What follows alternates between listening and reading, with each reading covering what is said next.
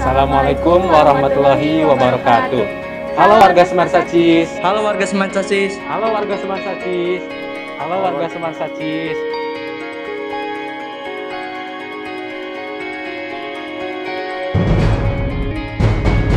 Tidak ada alasan untuk siswa kami untuk tidak belajar walaupun harus daring. Ya, jadi Bapak Ibu guru harus pandai-pandai memilih materi mana yang harus didahulukan atau materi mana yang esensial.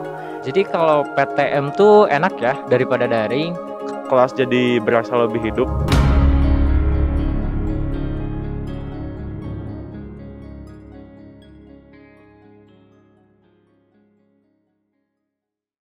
Hai warga Semarsacis. Kita sudah ada di depan sekolah, tepatnya di depan gerbang SMA Negeri 1 Ciamis. Nah, kali ini kita bakalan kenalan sama beberapa pedagang di SMA Negeri 1 Ciamis. Salah satunya pedagang yang sudah populer banget ya, Dit. Iya, betul. Yuk, kita kenal aja, Dit, langsung. Ayo.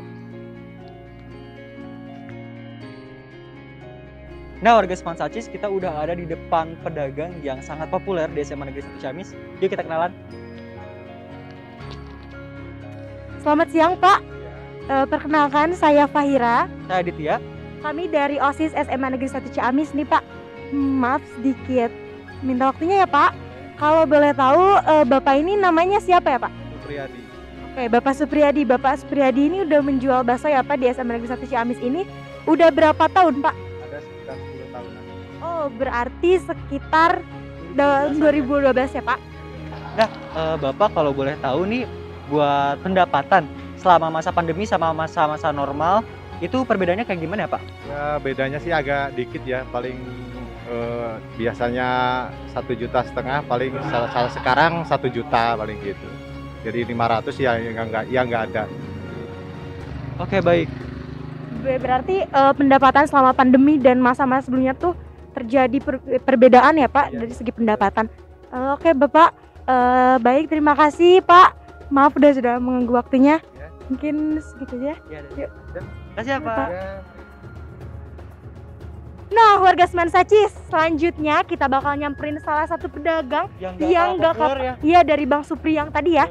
Kita bakal nyamperin pedagang ini yang tepatnya ada di sebelah Kanan kanan. dari sekolah SMA Negeri 1 Ciamis. Yuk kita lihat.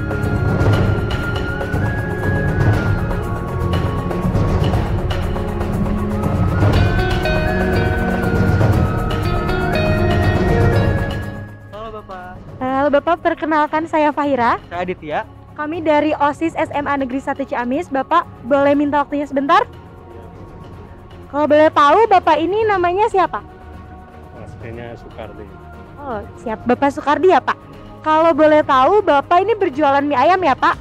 Berjualan mie ayam ini sudah dari tahun berapa? Tahun 2007-an.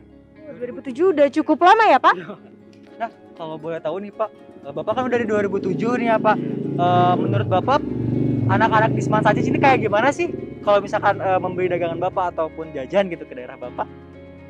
Ya biasa ya belinya itu. Kalau dulu mah belinya ke sini di kantin dulu, ya di belakang di kantin kan, kantinnya tutup jadi saya di depan di sini depan SMA pindah ya. Oh, jadi dulu mah itu ada di kantin di belakang, sekarang pindah ke depan gerbang sekolah ya. Barangkali segitu Bapak, terima kasih atas waktunya ya Pak. Mari Pak. Assalamualaikum warahmatullahi wabarakatuh. Halo warga Semansa. Di sini kita sebagai pendamping juga, terus sambil keliling-keliling sekolah juga, kita ada kedatangan nih seorang alumni yang cukup familiar juga mukanya, udah lama nggak ketemu juga, jadi ayo ya kita tanya-tanya ya. Betul banget nih Kang, yang pasti Akang yang satu ini juga mempunyai banyak pengalaman, jadi pasti bakal seru juga nih untuk berbagi cerita bersama Akang yang satu ini. Jadi tunggu apa lagi? Ayo kita bertanya-tanya sama Akang yang satu ini. Ayo.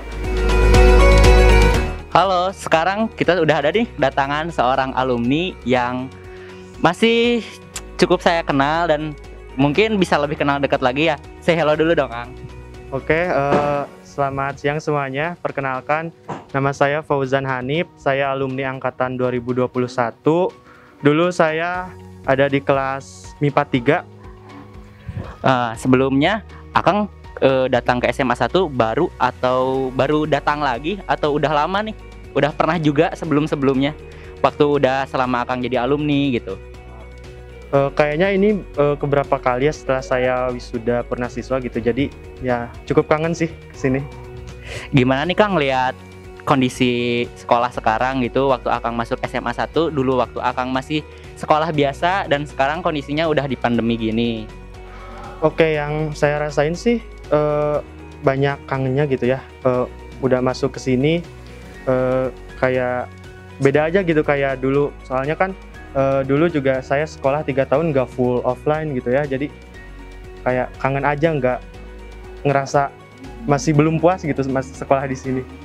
Nah, kebetulan saya sendiri lihat Akang kayak orangnya itu suka berorganisasi ya Kang.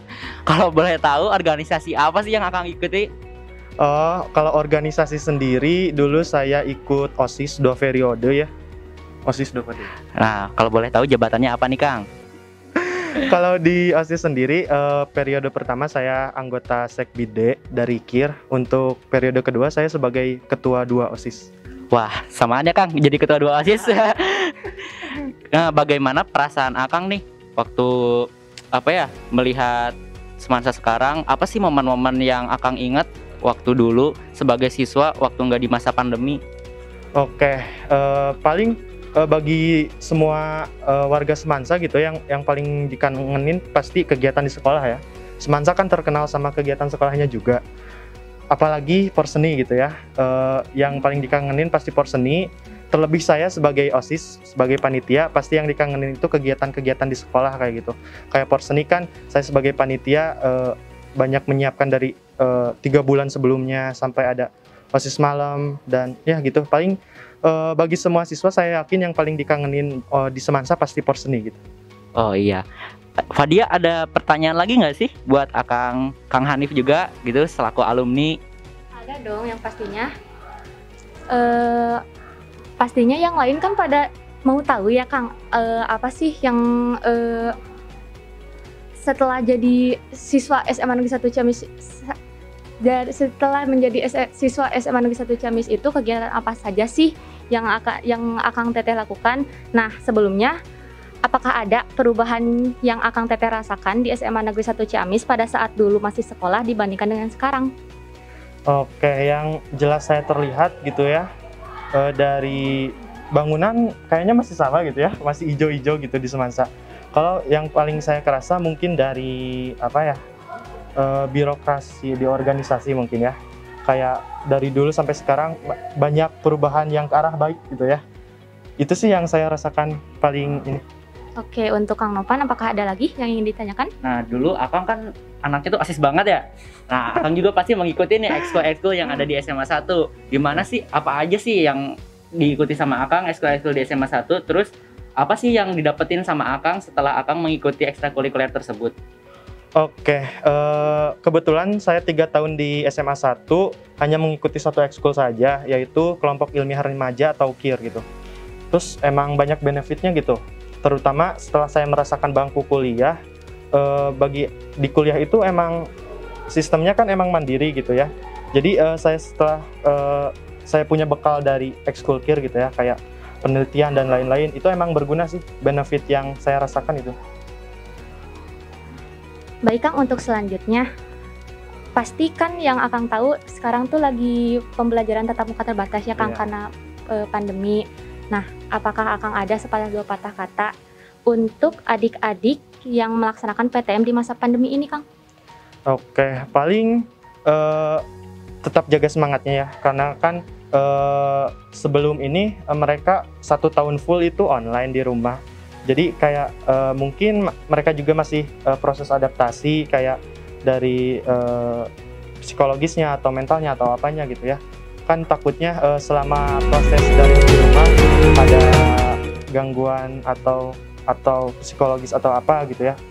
Ya yang ingin saya sampaikan ya semangat aja, jalani apa yang diprogramkan oleh sekolah. Pasti itu yang terbaik yang direncanakan oleh sekolah gitu. Sekolah juga kan mau anak-anaknya merasa aman gitu ya di sekolah, merasa sudah pernah mengicip bangku SMA gitu ya. Jadi itu sih. Nah, Ngomong-ngomong tentang pembelajaran online ya Kang, kan ada kelas 12 nih yang udah mau menghadapi ke PTN selanjutnya gitu ya, perguruan tinggi selanjutnya yang mungkin mereka mendapatkan setinggi-tinggi mungkin. Sebelum Akang menyampaikan sepatah dua patah pesan untuk kelas 12 yang sudah mau menginjakkan kakinya dan mengeluarkan jejak kakinya dari SMA 1, apakah Akang ada gitu pesan-kesan buat mereka-mereka kelas 12, Akang-akang saya gitu yang mau lanjut ke perguruan tinggi? Intinya sih nikmati masa-masa akhir ya, karena yang saya rasakan dulu, saya kelas 12 akhir itu bener-bener online, gak merasakan belajar di sekolah sama sekali gitu. Jadi kenangan kelas 12-nya gak kerasa, soalnya kan banyak orang yang berkata kenangan itu kan emang ada di akhir-akhir sekolah kan.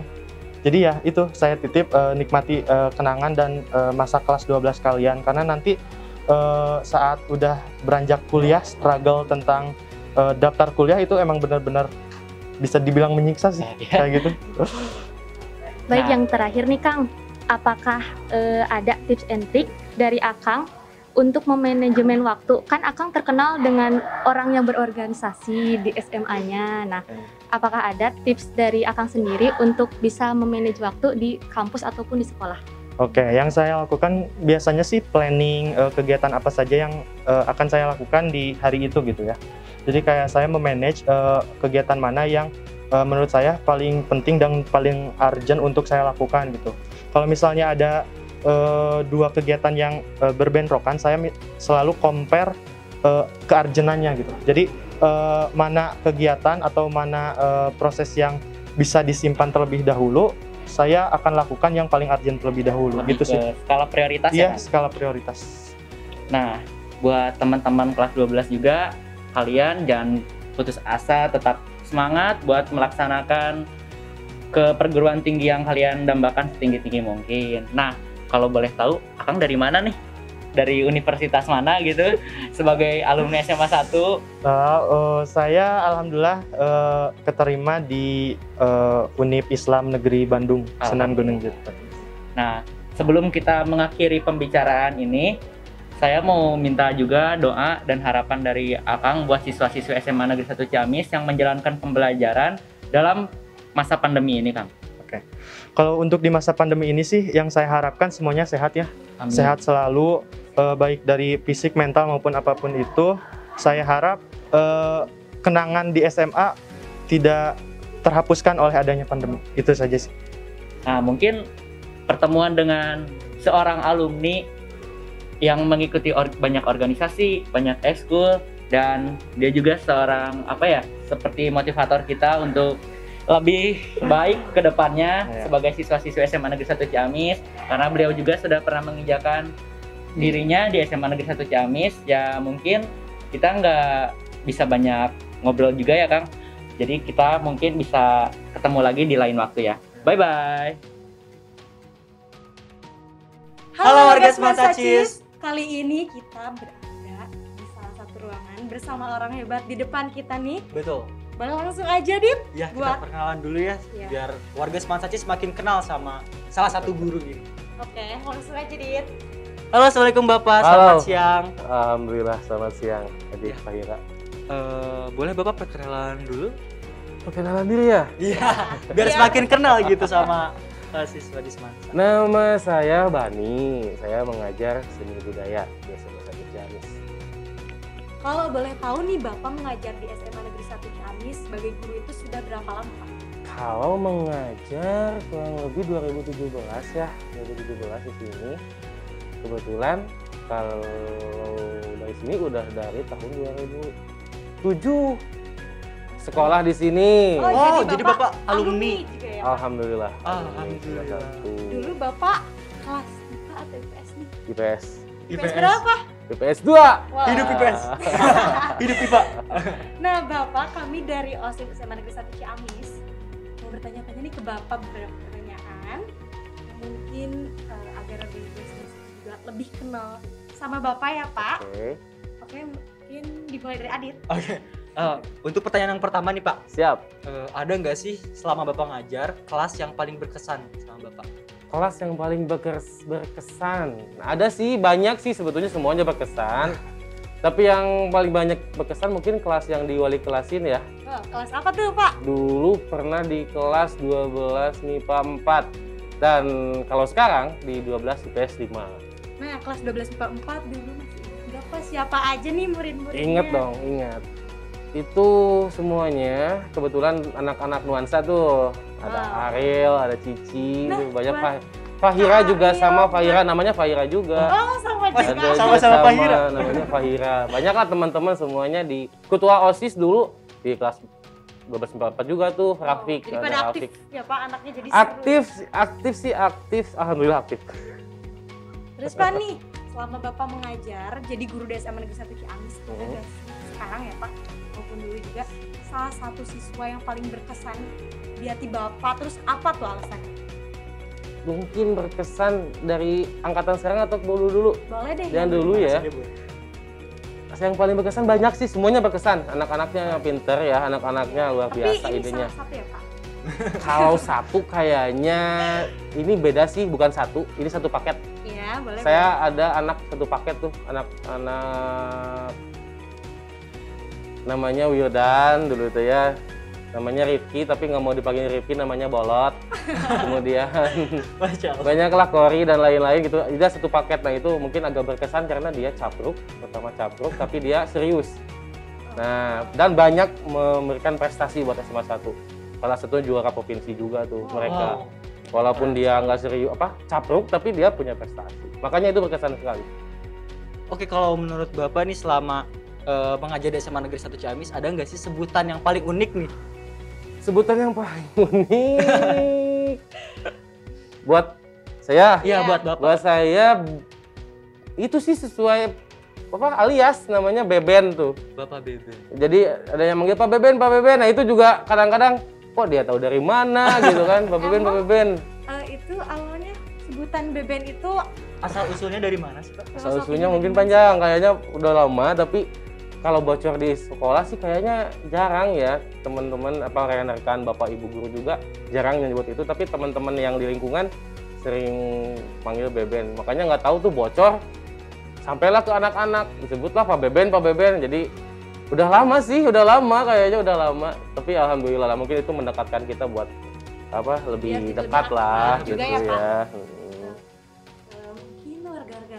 Masih di rumah udah tahu nih sedikit tentang Bapak Bani ini ataupun Bapak Beben Bapak Beben ya. Jadi kita nggak penasaran lagi ya pendapat Bapak Bani terhadap siswa-siswa, terhadap orang-orang yang berkesan di hati Bapak Bani. Tadi juga ada yang disebutin alumni ya. Yang paling berkesan sekarang juga ada tuh. Siapa Pak? Yang paling berkesan sekarang jujur aja ada ketua OSIS kalian. Oh, Pak Is. Yoi. Wow. Kenapa Pak? Karena pertama dia banyak perjuangan-perjuangan yang dihadapi oleh Pak Is. Makanya luar biasa lah, apresiasi tinggi buat Pak Is. Mantap. Is, ini dari Bapak Bani mungkin barangkali cukup sekian Bapak dari OSIS SMA Negeri 1 Ciamis. Terima kasih Bapak atas waktunya. Sama-sama. Mungkin dari kami dicukupkan sekian. Assalamualaikum warahmatullahi wabarakatuh Bapak. Waalaikumsalam Bapak.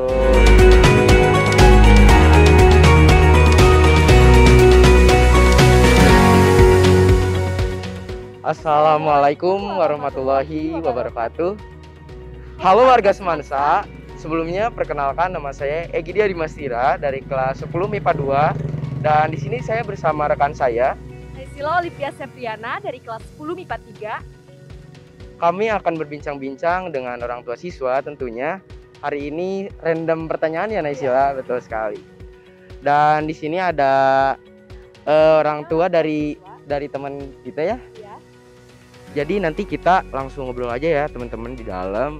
Tentunya kita bakal berbincang-bincang juga tentang Semansa. Iya betul sekali. Kita lanjut aja ya guys ya.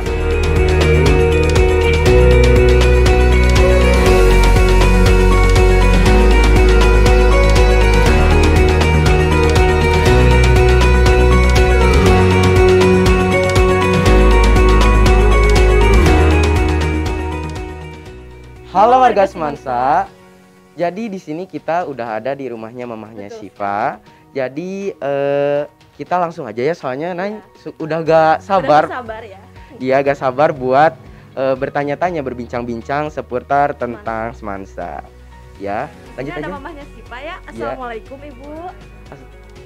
Sebelumnya Ibu perkenalkan, nama saya Egidia Dimas Tira dan di sini saya bersama rekan saya Naysila Lydia Septriana, Bu. ingin berbincang-bincang soal PTM yang ada di SMA Negeri 1 Ciamis tentunya. Ada beberapa pertanyaan yang ingin kami tanyakan kepada Ibu. Yang pertama itu, Bi, Apakah ada perubahan Ibu yang terlihat dari anak Ibu semenjak pola pembelajaran yang berubah menjadi PTM 50% ini Ibu?